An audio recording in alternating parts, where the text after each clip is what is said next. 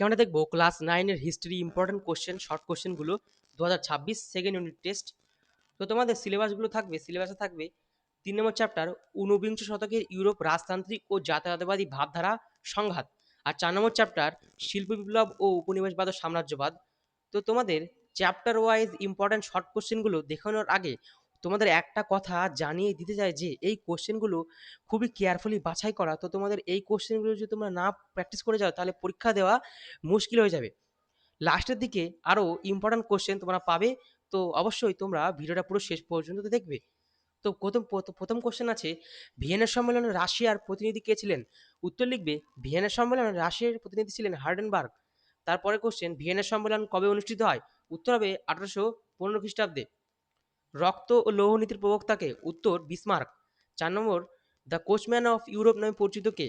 উত্তর হবে মেটারনিক। এই কোশ্চেনটা কিন্তু পরীক্ষায় খুবই দেয়, এটা তোমরা দেখে যাবে, কোশ্চেনটি ইম্পর্টেন্ট। তারপরে question, a civil war in France গ্রন্থের প্রেক্ষিতে হলো ড্যাশ? উত্তর হবে প্যারি কমিউন। তারপরে কোশ্চেন, রিজিমেন্ট পত্রিকার সম্পাদক ছিলেন কে ছিলেন? তোমরা উত্তর লিখবে ক্যাভুর। এই কোশ্চেনটা কিন্তু খুব ইম্পর্টেন্ট, পরীক্ষায় দেয়।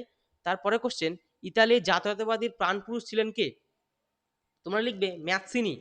তারপরে কোশ্চেন কিন্তু খুব ইম্পর্টেন্ট, এই কোশ্চেনে কিন্তু প্রায় স্কুলেই দিয়ে থাকে, কূটনীতির জাদুকর বলা হয় কাকে? তোমরা লিখবে মেটারনিককে। তারপরে কোশ্চেন, জার্মানি ঐক্য আন্দোলনের নেতা ছিলেন কে?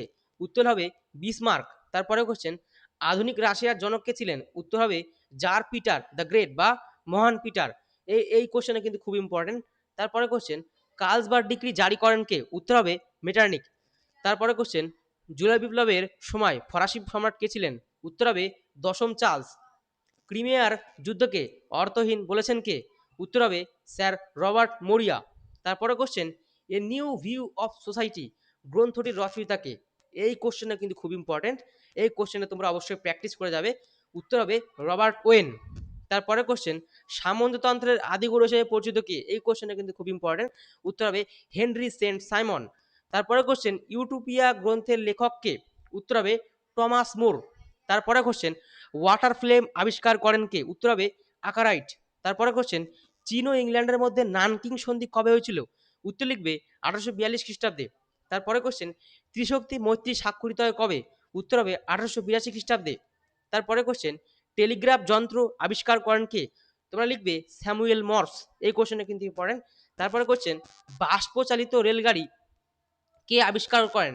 উত্তর লিখবে জর্জ স্টিফেনসন। তারপরে কোশ্চেন, উড়ন্ত মাকু আবিষ্কার করেন কে? উত্তর হবে জন কে। তারপরে কোশ্চেন আছে, বিশ্বে প্রথম কারখানা হিসেবে পরিচিত কোন দেশটি? এই কোশ্চেনটা কিন্তু খুব ইম্পর্টেন্ট, ভিভিআই দেবে তোমরা, এবং অবশ্যই কোশ্চেনটা প্র্যাকটিস করে যাবে। উত্তর হবে ব্রিটেন। তারপরে কোশ্চেন, সামন্ততন্ত্র বাদ কথাটি প্রথম ব্যবহার করেন কে? এই কোশ্চেনটাও কিন্তু ইম্পর্টেন্ট। উত্তর লিখবে কার্ল মার্কস। তারপরে কোশ্চেন, অন্ধকারাচ্ছন্ন মহাদেশ বলা হয় কাকে? এই কোশ্চেনটা তোমরা হয়তো অনেকেই জানো, আনসারটা হবে আফ্রিকা। তো বন্ধুরা, এই ছিল আজকের ভিডিও। তো এরপরে চেষ্টা করবো যে আরও ভালো শর্ট কোশ্চেন তোমাদের দেওয়ার জন্য, যাতে তোমরা খুব ভালো করে পরীক্ষা দিতে পারো। তো বেস্ট অফ লাকস।